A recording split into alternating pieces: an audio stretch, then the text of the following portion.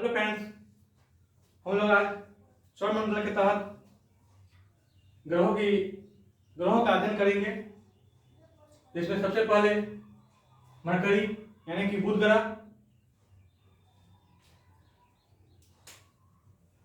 यह सूर्य के सबसे नजदीक है।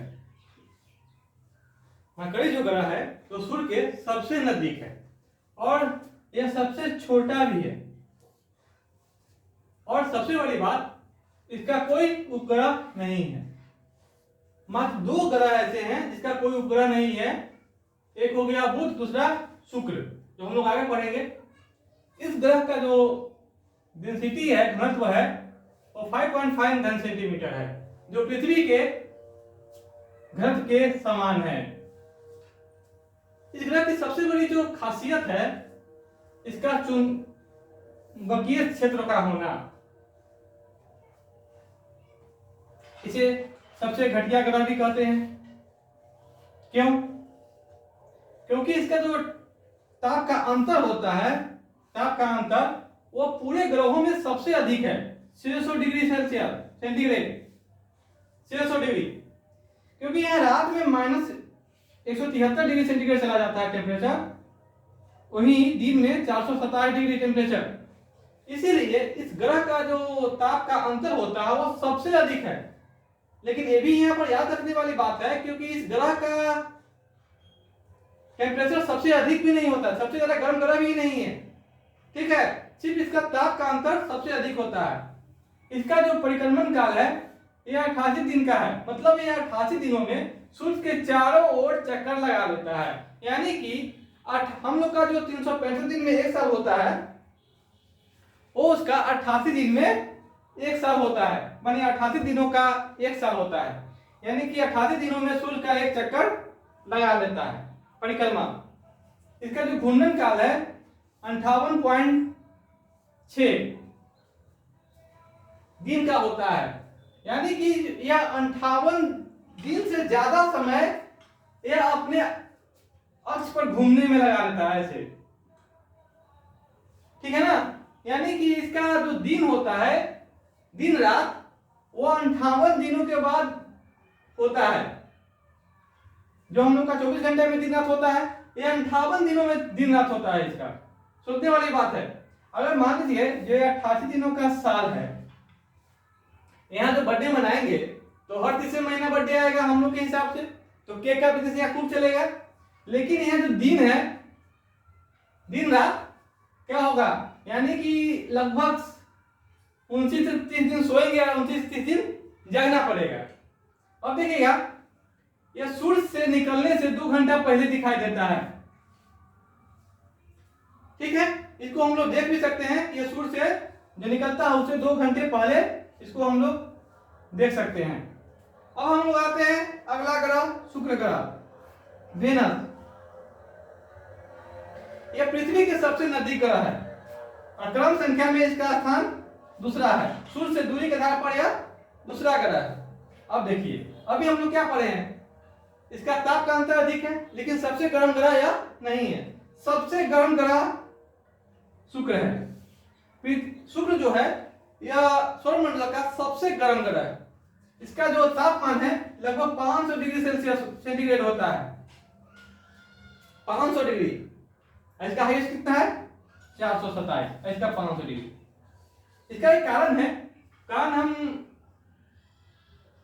यह है क्योंकि इसके वायुमंडल में 97% क्या पाए जाते हैं, CO2 गैस, ठीक है। आगे हम लोग और अध्ययन करेंगे। जो टेम्परेचर इसका अधिक है, इसी कारण यह सबसे चमकीला ग्रह है। यह दूर से ही देखने में चमकता है।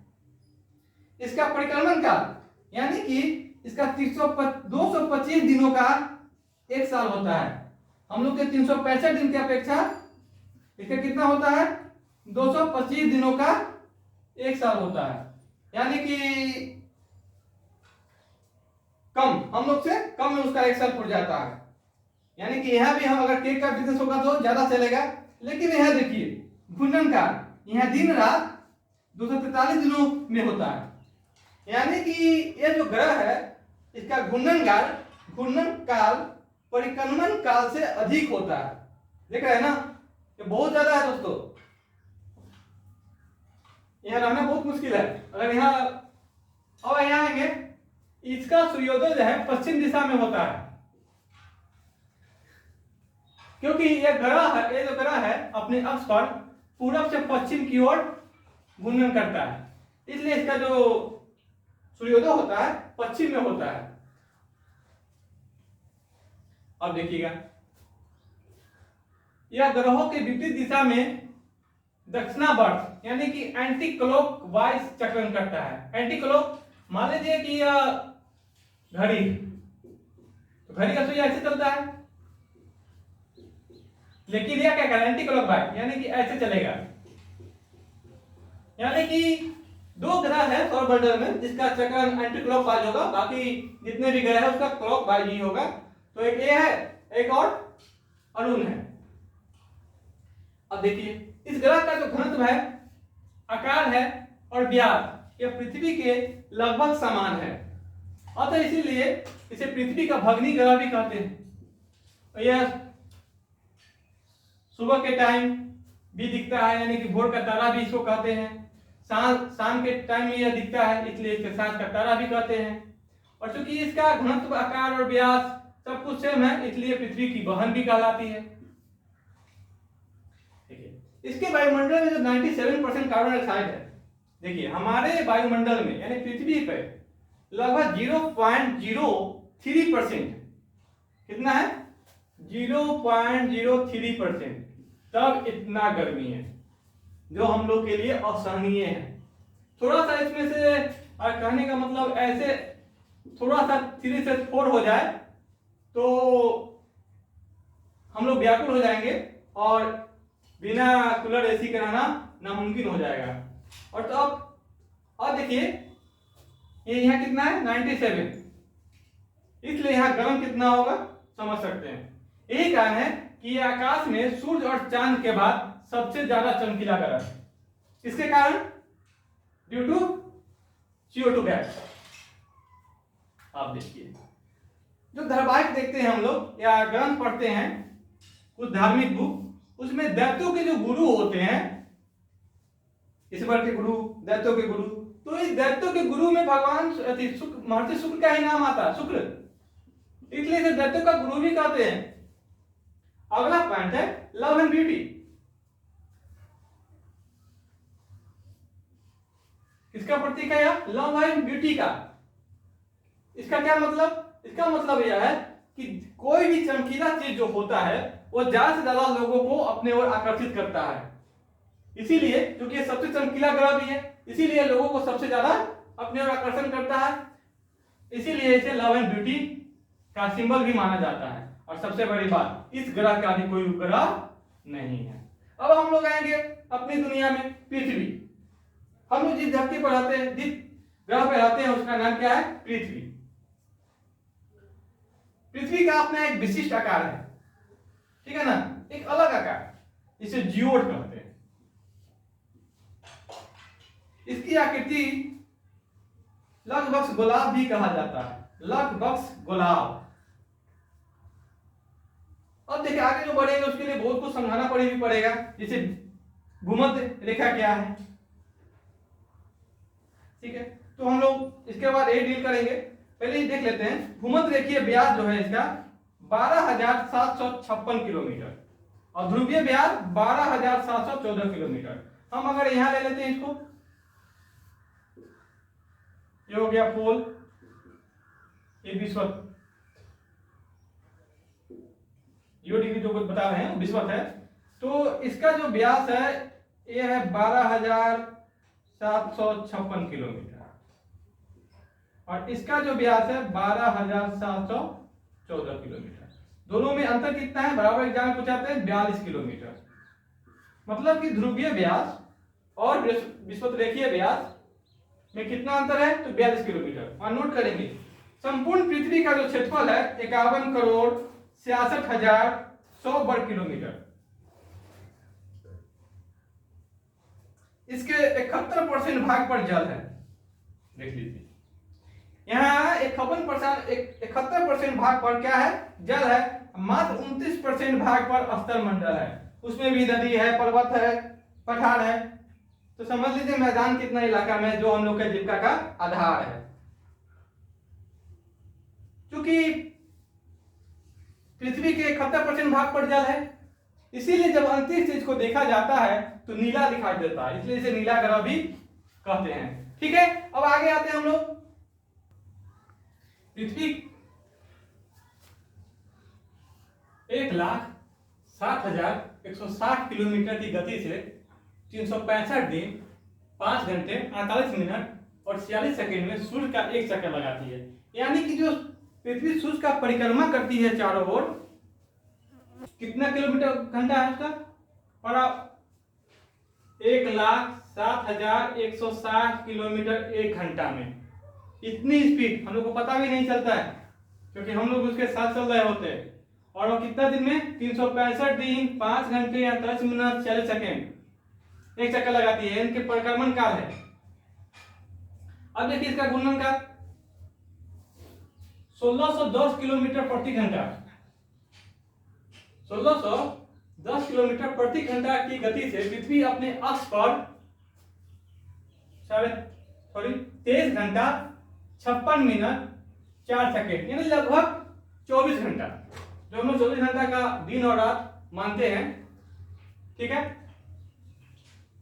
पृथ्वी अपने अक्ष पर 23.5 डिग्री झुकी हुई है तथा अपने कक्ष पर 66.5 डिग्री। कक्ष का मतलब होता है सूर्य के सापेक्ष। ठीक है, यह तो ए हो गया, जो इसका अक्ष है ये हो गया 23.5 डिग्री। ठीक, और सूर्य के सापेक्ष या 66.5 डिग्री। तो पृथ्वी जो है ऐसी झुकी हुई है। यही झुके होने के कारण आपको यहाँ पर ऋतु परिवर्तन होते हैं। पृथ्वी के परिक्रमण और अक्ष पर झुकाव होने के कारण ही पृथ्वी पर ऋतु परिवर्तन होते हैं। अब परिक्रमण गति देख लीजिए। परिक्रमण काल किससे संबंधित है? तो यह वार्षिक गति से संबंधित है, मौसम परिवर्तन से संबंधित है, वर्ष परिवर्तन से संबंधित है, ऋतु से परिवर्तन। यह कक्षीय गति है। जो परिक्रमण काल है वह कक्षीय गति है, और यह अक्षांशीय गति भी इसको कहते हैं। अब यह अक्षांश क्या है हम लोग आगे पढ़ेंगे डिटेल में। और एग्जाम में सवाल पूछ दे कि अक्षांशीय गति का सवाल किससे है, तो परिक्रमण काल से। अब घूर्णन गति अपने एक्सिस पर, जिसको दैनिक गति भी कहते हैं, जिसका संबंध दिन और रात से है, और इसको देशांतरीय गति भी कहते हैं। अब शुरू करते हैं हम लोग देशांतर और अक्षांश। तो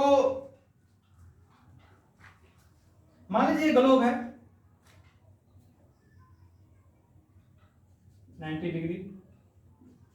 सबसे पहले हम लोग यह डिसाइड कर लेंगे यहाँ पर कि पृथ्वी एक परिशुद्ध गोला नहीं है, लेकिन जब हम इसकी गणितीय गणना करते हैं तो हम इसे गोल मान लेते हैं, क्योंकि बिना गोल माने हुए कोई भी गणना नहीं किया जा सकता है। तो गोल मान के ही हम लोग इसकी गणना करेंगे। तो देशांतर कहते किसे हैं? तो अगर हम लोग देसिया भाषा में कहें, इसको कहते हैं खड़ी लकीर। खड़ी लकीर यानी कि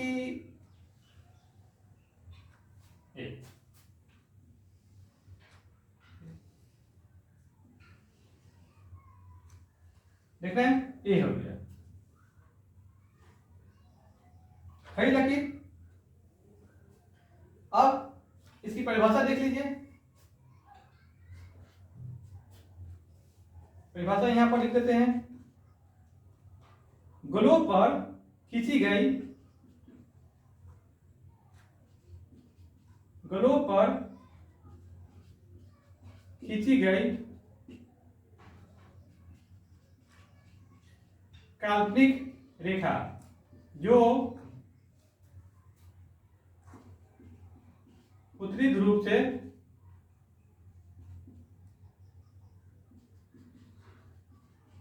दक्षिणी ध्रुव को मिलाती है।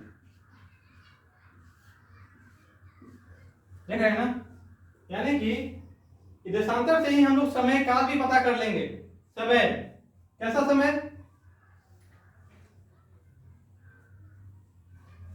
दो देशांतर के बीच की दूरी होती है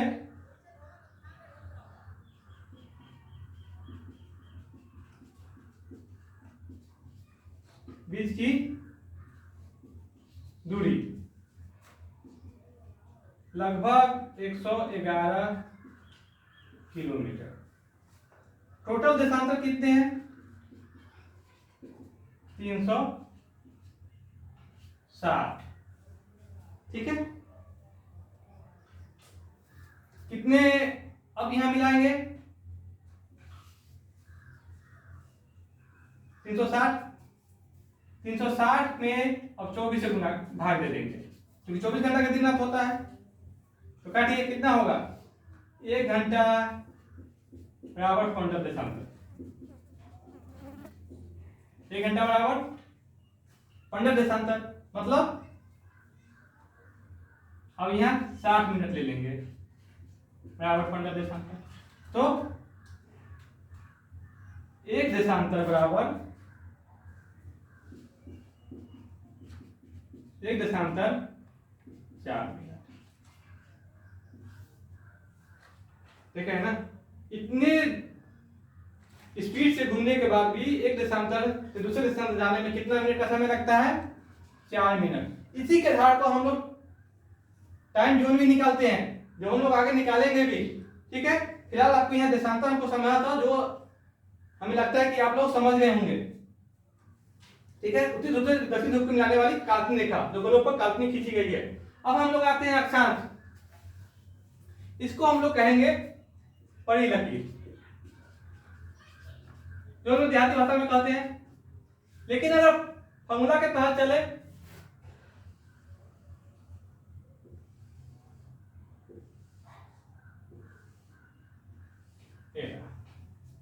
यानी कि ग्लोब पर खींची गई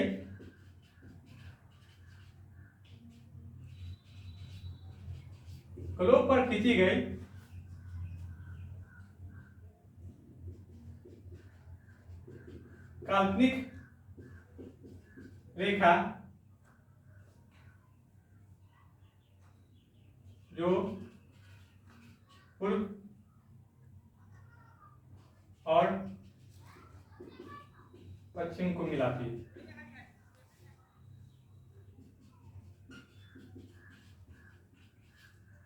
दोस्तों, सबसे बड़ी बात है कि ये खींची गई नहीं है, ये हम लोग वैज्ञानिकों ने इसे किसी जगह को इंडिकेट करने के लिए, टाइम को इंडिकेट करने के लिए या काल्पनिक रूप से खींचा गया है वैज्ञानिकों के द्वारा। इसीलिए इसे आप लोग नहीं मान लेंगे कि ग्लोब पर ही खींचा गया है। ठीक है, तो यहाँ हम लोग जो देखे देशांतर कितना है? 360। यानी कि हम लोग यहाँ देशांतर को बांट लेंगे 4 भाग में, 90 90 90, क्योंकि ये पूर्णतः विदित नहीं है। यहाँ पर आप लोग ध्यान दे देंगे, देशांतर पूर्ण विदित नहीं है। देशांतर पूर्ण विदित नहीं है, इसलिए 90 90 90 4 भाग, यानी कि 9 चौका 36, 360 देशांतर। लेकिन यहां पर देखेंगे अक्षांश क्या है? पूर्ण विदित है। अक्षांश पूर्ण विदित है, इसीलिए इसकी संख्या कितनी हो जाएगी? 90 प्लस 90, टोटल 180। अगर मान ले बहुत अच्छे तरह खींचा भी गया है, इसको 0 डिग्री, ठीक है, इसको 23.5 डिग्री, इसको भी 23.5 डिग्री, इसको 66.5 डिग्री, इसको 66.5 डिग्री, इसको 90 डिग्री, इसको। अब हमसे उतना गोल तो नहीं हो पाया है, आप लोग अपना गोल कर लेंगे जैसे भी गोल हो। आपके लड़के के पास तो बल्ला भी हाथ में ही रहता है, तो गोल कर लेंगे उससे। अब इसको देखिए, ये जो है 0 डिग्री, जो पृथ्वी ग्लोब को 2 बराबर भागों में बांटती है, 0 डिग्री अक्षांश इसको हम लोग कहते हैं। इसका नाम हम लोगों ने स्पेशल रख दिया है विषुवत रेखा। विषुवत रेखा, जिसको हम लोग भूमध्य रेखा भी कहते हैं, भूमध्य रेखा। क्यों? क्योंकि भूमि के मध्य में है, देख रहे हैं या दो बराबर भागों में बांटे गोलक को, ऊपर उत्तरी गोलार्ध और दक्षिणी गोलार्ध, उत्तरी गोलार्ध बटा दक्षिणी गोलार्ध। टोटल अक्षांश कितने हैं? एग्जाम में बराबर पूछे गए हैं। टोटल देशांतर कितने हैं? टोटल अक्षांश कितने हैं? टोटल अक्षांश 180 और टोटल देशांतर। एग्जाम में बराबर कंफ्यूजन यहाँ होते हैं क्योंकि लोग विषुवत रेखा को भी गिन लेते हैं। जीरो की गिनती कहीं नहीं होती है। यहाँ आप जीरो गिन लेंगे तो कहीं कहीं आपको एग्जाम्पल में जो रहेगा 181, तो आजकल के कुछ स्टूडेंट है क्या है 181 मार देते हैं, जो नहीं है, गलत है। इसको आप लोग कभी नहीं लेंगे। अगर एग्जाम में पूछे कि विषुवत रेखा को मिलाकर कुल कितने अक्षांश है तो मारेंगे 181, अभी 180। तो देशांतर और अक्षांश दोनों को मिलाकर के सहायता से ही किसी भी जगह को इंडिकेट किया जाता है। बाकी आपको पता ही चल गया किससे क्या संबंधित है। देशांतरीय थे दिन और रात, ठीक है, और अक्षांशीय थे साल, ठीक है। अब हम लोग आते हैं पृथ्वी पर दिन रात कैसे होता है, पता चल ही गया। अब आप 23 डिग्री, तो यहाँ जो है 23 डिग्री, ऊपर 23 डिग्री, इसको कहते हैं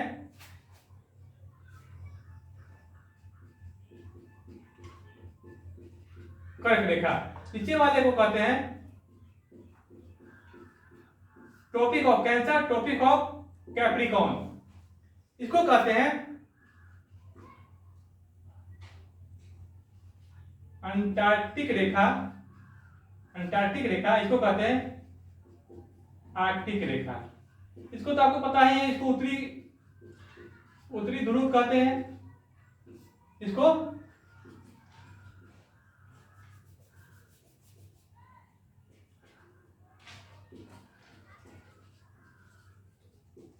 दक्षिण ध्रुव कहते हैं। टोटल यहाँ जहां हमको लगता है कि आप लोग कंफ्यूजन दूर हो गया होगा। अब हम आप लोग को और ही बताते हैं।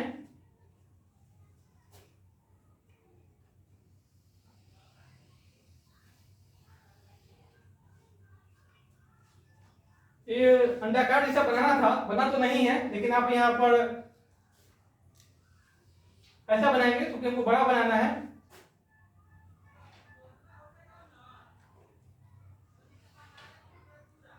इसको मान लेते हैं सन, ठीक है। अगर मान ले ये सबसे नजदीक है अर्थ और ये सबसे दूर है, मानना है, ठीक है ना, क्योंकि हमसे ग्राफ अच्छा से बना नहीं है। तो पृथ्वी सूर्य के जो चारों ओर चक्कर लगाती है, तो कौन से कक्षा में? दीर्घवृत्तीय कक्षा में, यानी कि स्पाइरल। जो अंडाकार होते हैं तो दो समय ऐसा आता है जो सूर्य पृथ्वी के या पृथ्वी सूर्य के सबसे दूर होता है, सबसे दूर, जिसकी डिस्टेंस होता है 15 करोड़ किलोमीटर, और ये होता है 14.90 करोड़ किलोमीटर। इसको करोड़ में लेंगे आप लोग, ठीक है ना, सीधा 15 किलोमीटर लेंगे तो समझ लीजिए करोड़ किलोमीटर। तो इसको देखा जाता है, इसका नाम है, ठीक है ना, इसका भी नाम है, उसका भी नाम है। इसको कहा जाता है उपसौर, ठीक है, इसको कहा जाता है उपसौर, सॉरी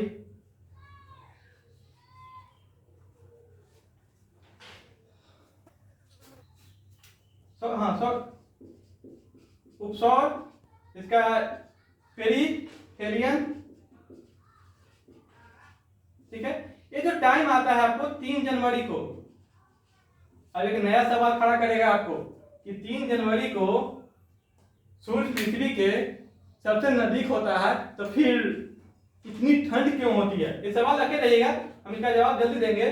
फिर देखिए, ये 4 जुलाई को एक समय आता है जो सबसे दूर होता है, इसको कहते हैं अपसौर, ठीक है, अपसौर,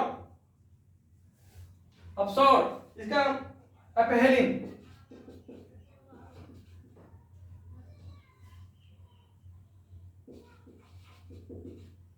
ठीक है। अब आप फिर यहाँ सवाल एक खड़ा हो जाता है कि जो 4 जुलाई को इतनी दूर होती है तो फिर हमारे यहाँ इतनी गर्मी क्यों पड़ती है, ठंड होना चाहिए। तो इसका भी उत्तर यहाँ मिल जाएगा, क्योंकि जिस समय ये जो होता है, एक और ग्राफ बनाना पड़ेगा।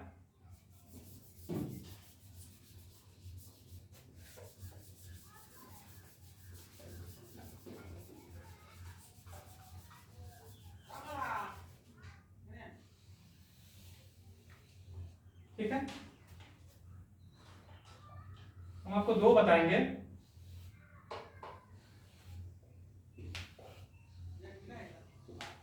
ये जो 3 रेखा इंडिकेट करता है, तो एक बीच वाला विषुवत रेखा, और चलिए इंडिकेट ही कर देते हैं, यानी कि मकर रेखा, एक कर्क रेखा। तो एक ही इंडिकेट करेंगे, बाकी आप लोग खुद कर लेंगे। ठीक है,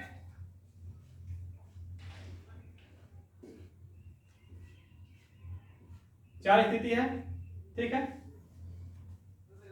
एक यहां बना देते हैं,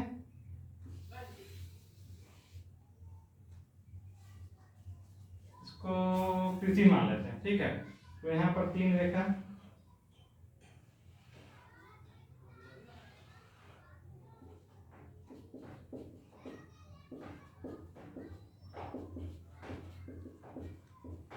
विषुवत रेखा 0 डिग्री कह सकते हैं, इसको आप 23.5 डिग्री ले सकते हैं। ठीक है, आप लोग अपना अच्छा से लिख लेंगे, नोट्स बना लेंगे। नोट्स बनाने में कोई कोताही नहीं बरतेंगे आप लोग।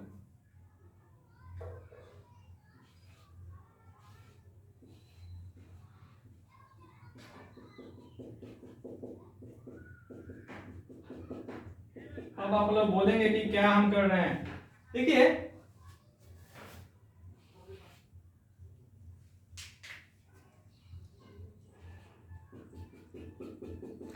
एक सन को बीच में रख दिए और पृथ्वी को चारों ओर घुमा दिए, और क्या हो गया, इसको अर्थ, ये अर्थ हो गया, ये आपका अर्थ हो गया, ऐसा हो गया।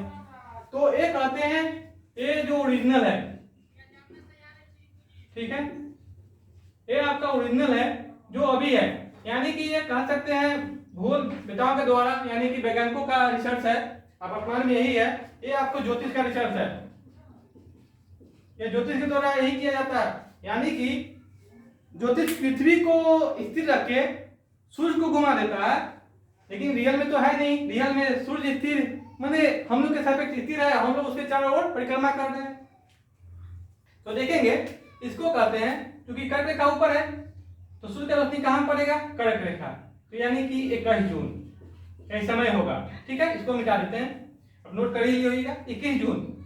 इसको हम लोग कहते हैं ग्रीष्म आयनार, ठीक है, इस यहां सीधा रोशनी पड़ेगा कहां, विषुवत रेखा पर। जून के बाद 23 सितंबर। अब देखिएगा, हम ग्रीष्म आयनार ये सब एक एक करके डिटेल करेंगे, लिख लेते हैं। ठीक है, 23 सितंबर इसको कहेंगे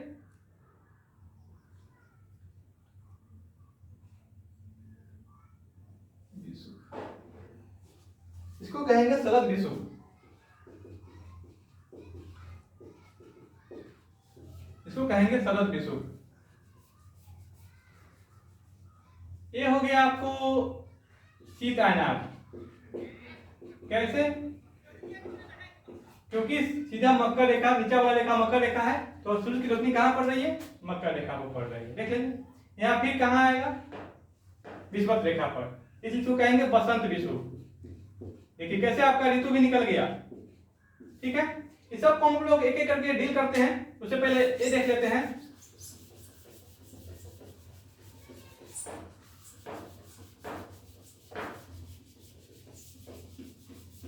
नहीं मिल रहा है, चलिए यहाँ हम लोग देख लेते हैं जो ज्योतिष के अनुसार घुमा रहे हैं।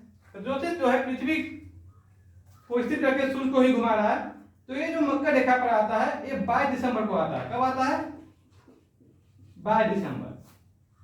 तो बराबर पंडित लोग, ज्योतिष लोग क्या कहते हैं, सूर्य अभी क्या दक्षिणायन है, सूर्य क्या है उत्तरायण है, यही पा जाइएगा। और सूर्य क्या होगा यहाँ पर 22 दिसंबर को। ये जो डेट है आपको 23 दिसंबर के बाद कौन सा महीना आता है 21 मार्च, सॉरी 21 मार्च, ठीक है 21 मार्च। अगर सूर्य फिर उत्तरायण होगा दक्षिण से उत्तर की ओर आएगा तो 21 मार्च को, यहाँ आते आते 21 जून हो जाएगा, ठीक है। फिर उत्तर से दक्षिण की ओर आएगा, सूर्य का 4 ही जगह समकोण बनता है, जो देख रहे हैं 4 समकोण, तो यहाँ पर फिर कब आएगा 23 सितंबर, यहाँ 22 दिसंबर, ठीक है। अब आपको क्या करना है यहाँ पे, अब सबको डील करना है एक करके। बसंत विषुवत को ले लीजिए। अगर सूर्य 21 मार्च को विषुवत रेखा पर होगा तो पूरे ग्लोब पर दिन रात बराबर हो, दिन रात बराबर होगा। कहने का मतलब विषुवत का मतलब ही होता है बराबर, इसलिए विषुवत रेखा का नाम विषुवत के आधार पर पड़ा है विषुवत, ठीक है। तो ऐसे भी विषुवत रेखा पर हमेशा दिन और रात बराबर होंगे, ये नोट कर लीजिएगा, हो सके छूट जाए लिखने के क्रम में, दिन रात बराबर होगा, ठीक है।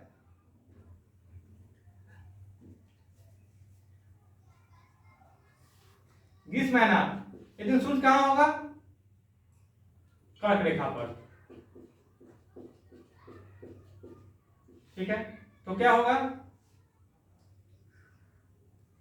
कर्क रेखा पर होगा, यानी कर्क रेखा पर होगा। तो उत्तरी गोलार्ध माने ये जो है ये उत्तरी गोलार्ध में 21 जून को सबसे बड़ी दिन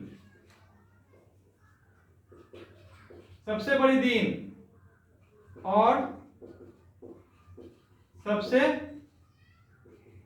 छोटी रात, क्योंकि 24 घंटा का तो दिन रात नहीं है, 24 घंटा में अगर दिन बड़ा हो जाए तो रात क्या हो जाएगी छोटी हो जाएगी। अब हम लोग देखते हैं यहाँ पर इसके ठीक उलट इसी दिन दक्षिण गोलार्ध में क्या होगा,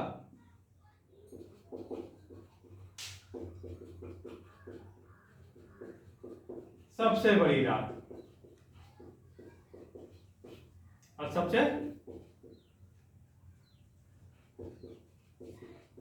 छोटी दिन।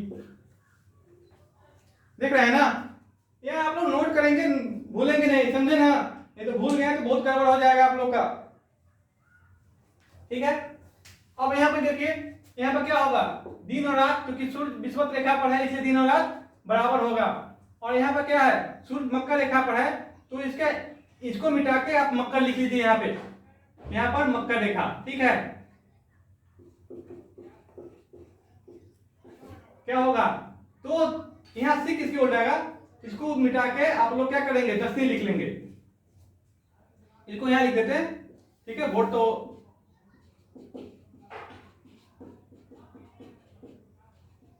दक्षिणी गोलार्ध में सबसे बड़ी दिन तथा सबसे छोटी रात, वो तो पहले ही पता है, दिन बड़ा होगा तो रात छोटी हो जाएगी। उसके ठीक विपरीत उसी दिन उत्तरी गोलार्ध में सबसे बड़ी रात तथा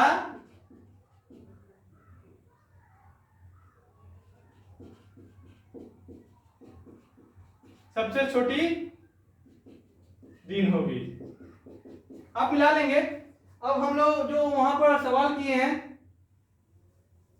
जो सूर्य के दूरी के आधार पर कि 4 जुलाई को जो सबसे दूरी पर होता है, 3 जनवरी को जो पृथ्वी सूर्य के सबसे नजदीक होता है, तो 3 जनवरी को जो सूर्य सबसे नजदीक होता है तो सूर्य यहाँ पे समकोण बनाता है लगभग, ठीक है। तो हम लोग का जो स्थिति है इंडिया वाले का वो यहाँ है, सॉरी और नीचा हो जाएगा इसका, यहाँ है। तो सूर्य कहाँ होता है, सूर्य दक्षिण में होता है, यही कारण है कि हम लोग के यहाँ उस समय ठंड का मौसम होता है, यही कारण है कि उस दिन गर्मी नहीं पड़ती है।